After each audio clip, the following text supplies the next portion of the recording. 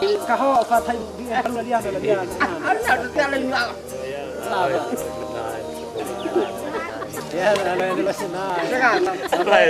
Hari masih pagi. Matahari belum sungguh-sungguh memancarkan sinarnya. Tapi Maksi sudah siap mengawali hari. Bukan karena takut terlambat ke sekolah, tetapi hari ini, seperti hari-hari sebelumnya, Maksi harus bekerja keras mengais rezeki di lokasi tambang mangan bersama rekan-rekan cilik seperjuangannya.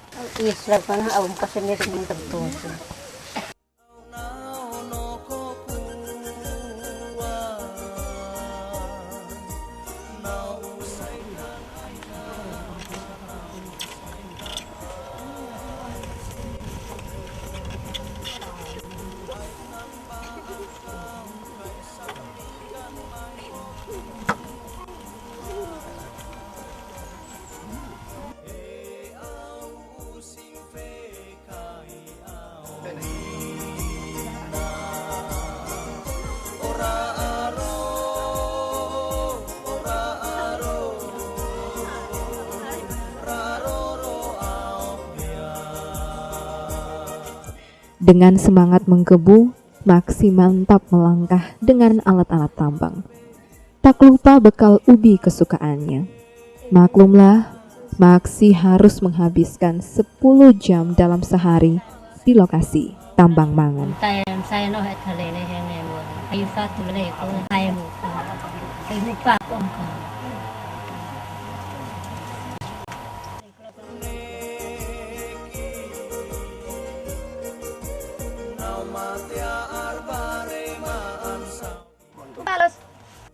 Baldes. Obat nanai. Ya. Obat nanai.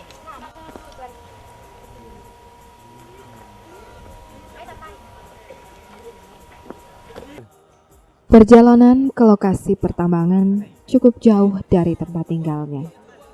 Maksi harus berjalan kaki sekitar 30 menit untuk sampai di lokasi tambang. Umur Maksi baru 11 tahun. Tetapi sebagai anak desa yang hidup serba sulit, Maksi terpaksa harus putus sekolah saat duduk di bangku kelas 4 SD.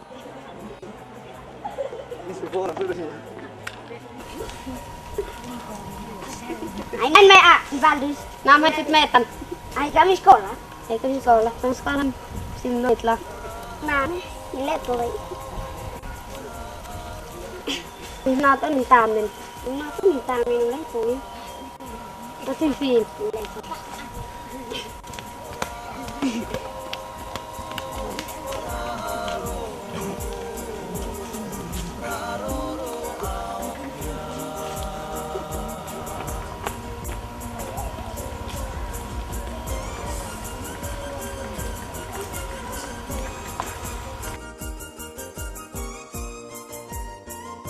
Kondisi ekonomi orang tua yang serba kekurangan membuat Maksi tak bisa tersenyum bebas menikmati pendidikan di sekolah seperti anak-anak lain.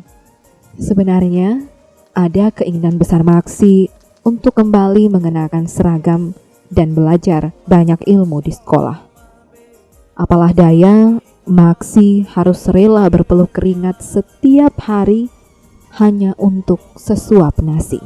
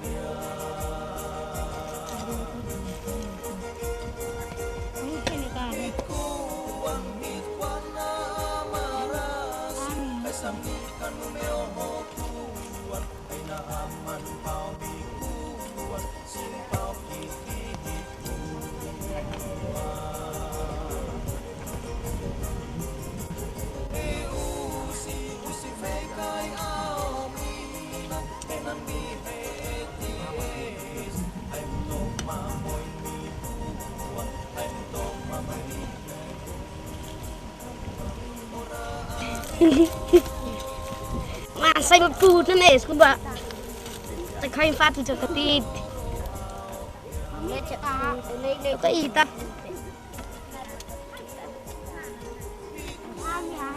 Ai. Mami hai.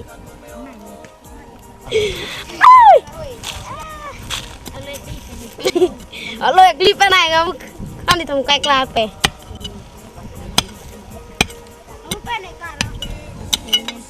Apa kau pengen pemeset mah?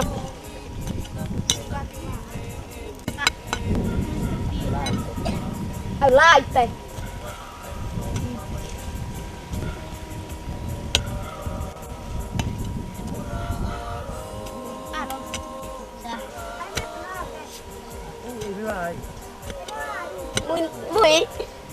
Mui đâu hết.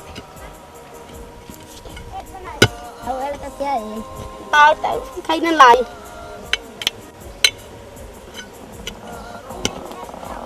Rồi tao. Ê.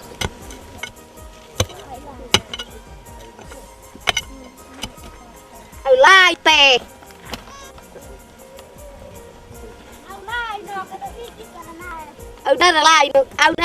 Belajar di sekolah rasa-rasanya mulai jadi impian semata. Kenyataannya saat ini Maksi harus semakin pandai menggunakan alat-alat tambang daripada menulis dengan pensil atau pena. Bisa jadi Maksi juga sudah mulai lupa bagaimana cara menulis dengan pensil atau pena. Di lokasi tambang inilah Maksi bekerja setiap hari. Abang sesingan ubah lah. Kalau bang lalu milai bah. Bah terlain lai. Kau ubah lah kun. Kalau ubah lah.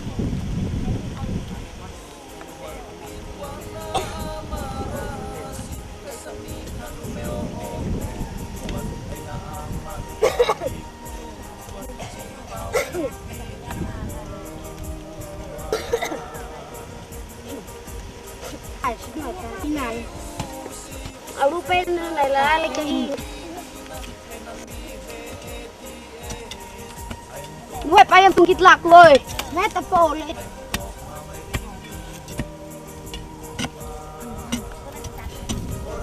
lắc sữa ơi sụp kia là lên kia là làm lại nào xịt cả con rồi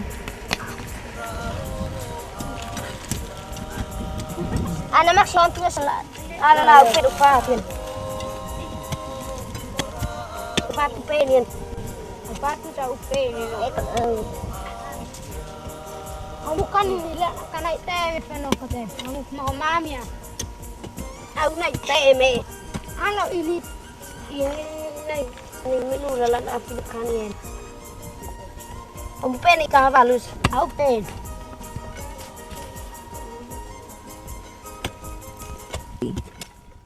Selama 10 jam, Maksi berkutat di sini, menggali dan mengumpulkan mangan. Dalam satu hari, Maksi bersama anak-anak di sini bisa mengumpulkan 20 sampai 30 kg mangan. Sayangnya, jerih lelah mereka hanya dihargai 600 hingga 1.000 rupiah per kilogram oleh perusahaan. Itu pun kalau semua mangan yang dikumpulkan layak jual. Rupanya niat untuk membantu kondisi ekonomi orang tua tidak sejalan dengan dampak yang Maksi dan teman-temannya rasakan.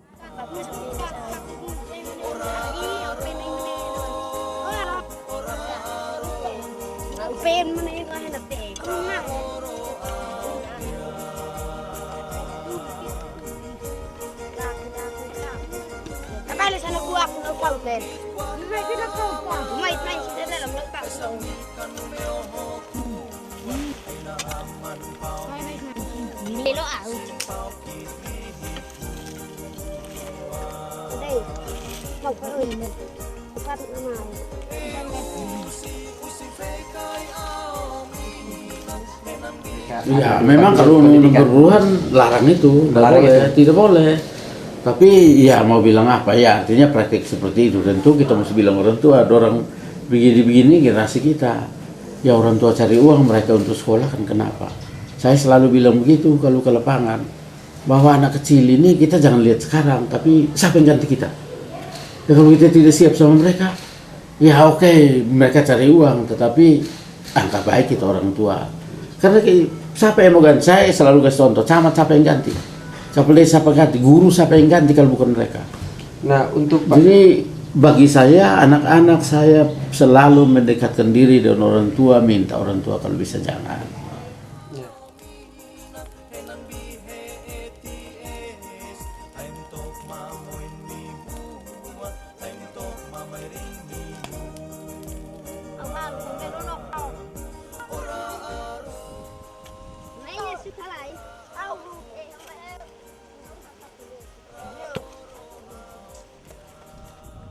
Lokasi tambang tidak hanya jauh, panas, tapi juga membawa pengaruh negatif bagi kesehatan anak-anak yang bekerja di lokasi tambang tersebut. Mereka mengaku sering batuk, sakit perut, dan sesak napas karena kandungan kimiawi yang setiap hari harus mereka hirup di lokasi mangan. Tidak bisa dipungkiri, meskipun mereka adalah pekerja keras, namun pengorbanan mereka seperti tidak ada artinya. Folk sili anak tua folk bisa main fatulai. Itu afternoon. Tuh, lebihan kan mui kan. Iya. Muy. Kira-kira li anak leif. Sinto folk bisa himok si main fatulai. Itu afternoon. Alo mana balisun al. Lebihan ka. Iya. Bian ni bale bian.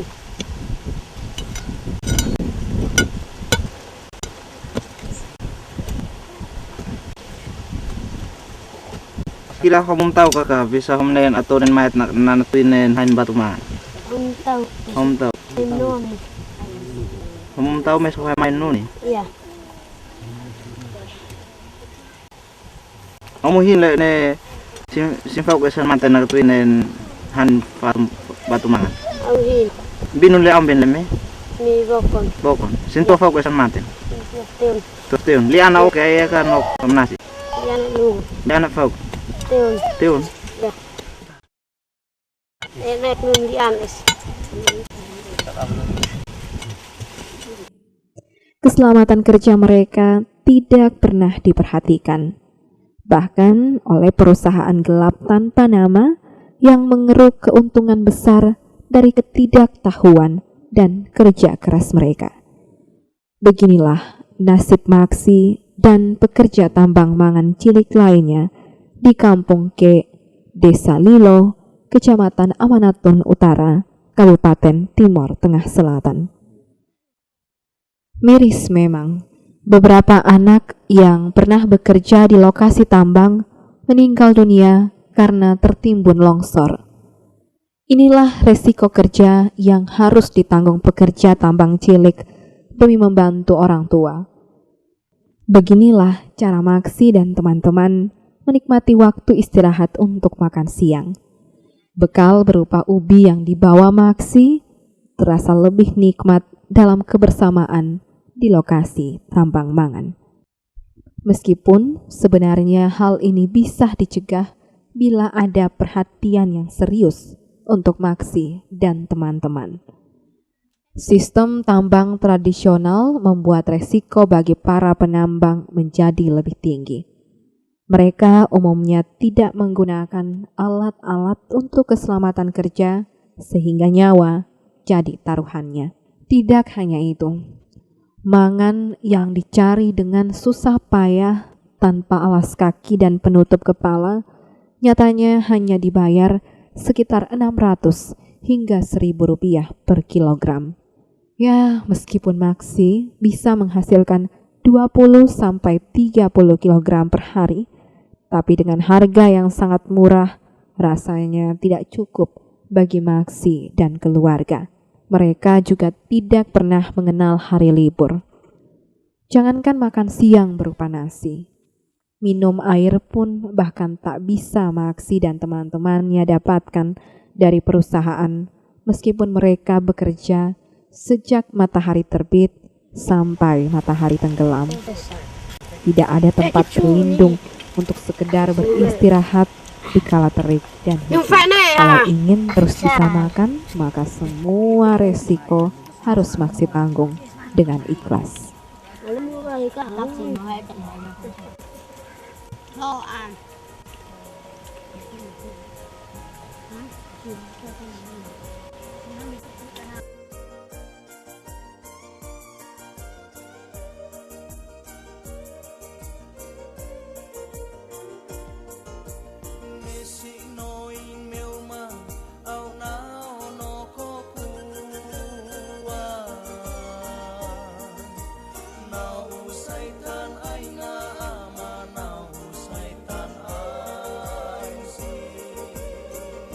Maksi dan teman-teman tahu betul bahwa di daerahnya ada sekian banyak orang yang mengaku bangga dirinya pemerintah yang peduli nasib masyarakat kecil seperti Maksi dan teman-teman. Tapi toh Maksi dan teman-teman luput dari perhatian pemerintah. Banyak program dan janji pemerintah yang mereka dengar saat kampanye, tapi tak sampai mereka rasakan. Dana BOS yang digulirkan tak kunjung dirasakan manfaatnya oleh Maksi. Seandainya ada, Maksi tentu memiliki kesempatan yang sama dengan anak-anak lain untuk bisa mengenyam pendidikan. Belum lagi ada hubungan gelap antara pemerintah dan perusahaan mangan yang tidak mengantongi izin serta tidak peduli keselamatan penambang. Mereka hanya semata-mata mencari keuntungan tanpa mempedulikan nasib Maksi dan teman-teman yang harus terus hidup dalam kemalangan.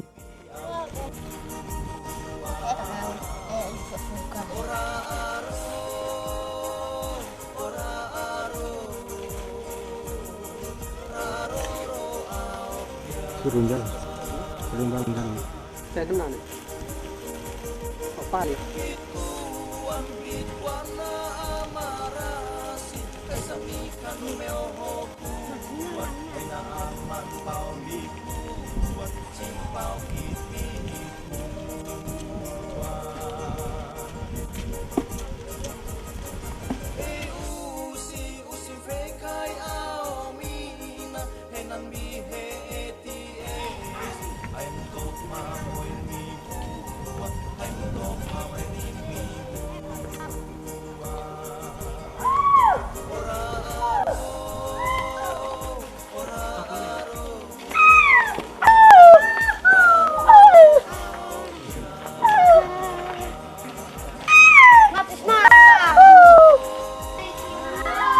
Walaupun sering ada korban yang meninggal, namun Maksi tak pernah takut.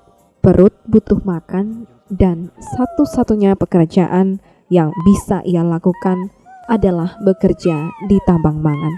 Apakah ini takdir atau memang proses yang harus dilalui Maksi? Kalau saja Maksi bisa memilih, maka pasti takdir ini tidak akan ia pilih.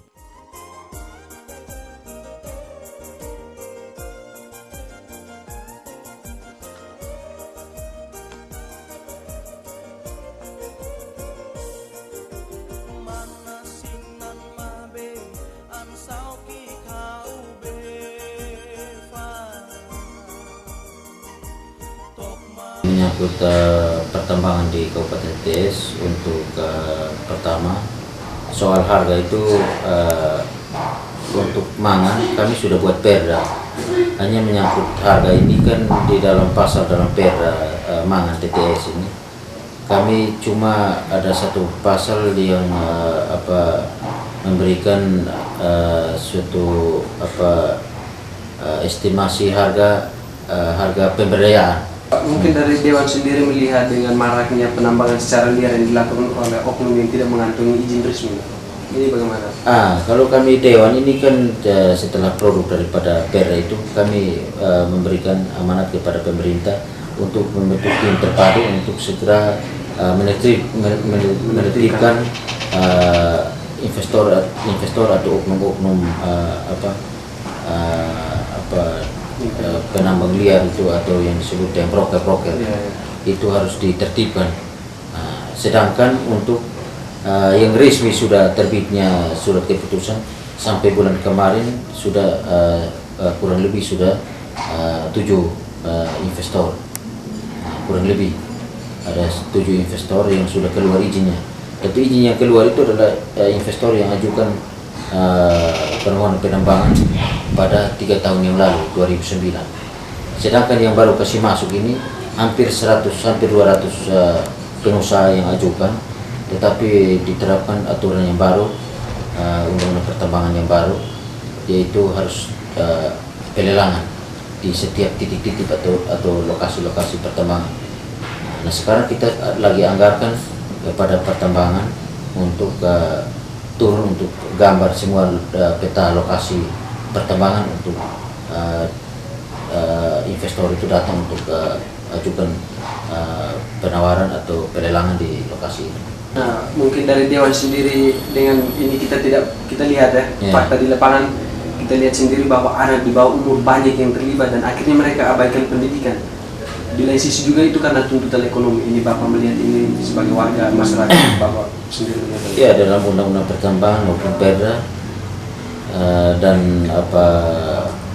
undang-undang perlindungan anak, semuanya pada intinya melarang untuk anak di bawah umur dipekerjakan dalam suatu tambang, karena itu merusak masa depannya maupun kesehatan.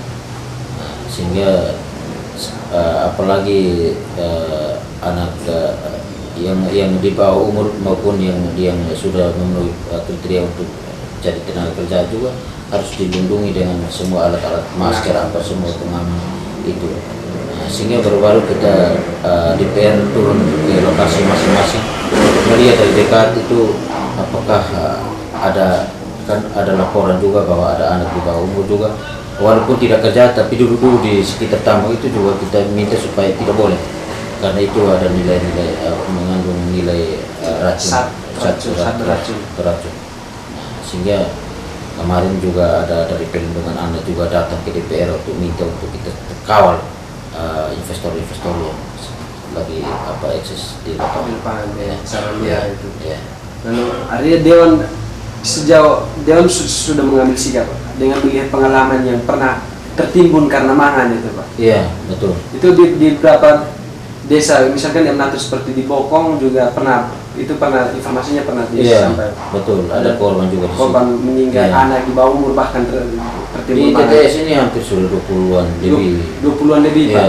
Korban karena tertimbun dengan sistem penambangan secara tradisional. Termasuk anak di bawah umur juga termasuk banyak. Juga ada banyak. Diperkirakan berapa kira-kira, Pak? Sekitar 20-an. 20-an anak di bawah umur. Ya. Jadi kita juga dari DPR turun ke lokasi masing-masing, kita lihat dari dekat, tapi kemungkinan kita pulang baru mereka pekerjakan lagi.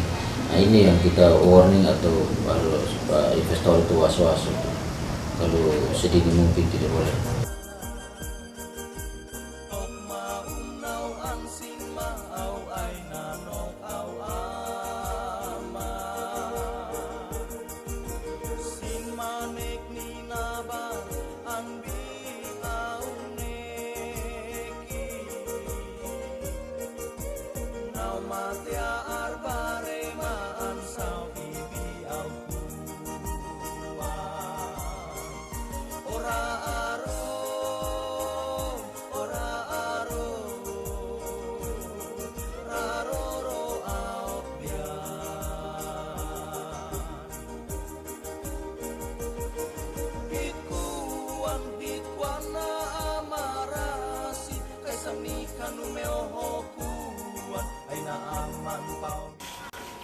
Nak maks itu.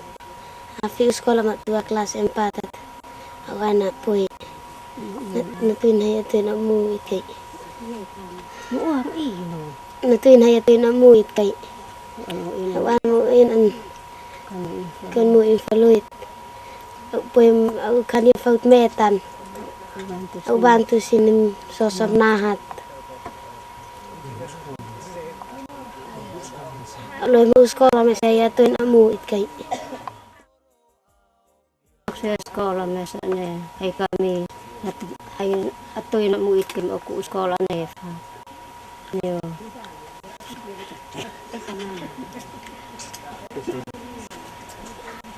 Panas na pun mo. Fenat au ne kun mo no ana ina sekolah biana na no te au ana kano ka. Au ne kun ne on la ne sa. Sun he mai on me hen upin la lui tan do he sekolah au ana. Tahun lai ana sa manino pa pamyo on la. Au te na aim lui tan do he so sanahat ka sekolah au ana ka. Lo kamu ifalu itu sekolah ha.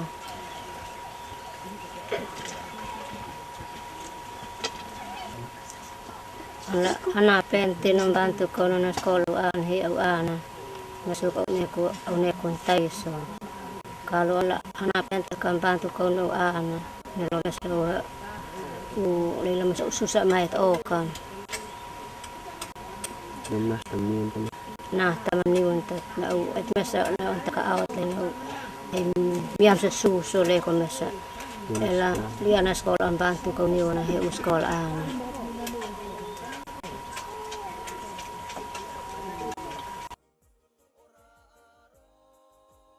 Jauh di lubuk hati Maksi, rupanya masih ada kerinduan untuk bisa melanjutkan sekolah dan meraih cita-cita.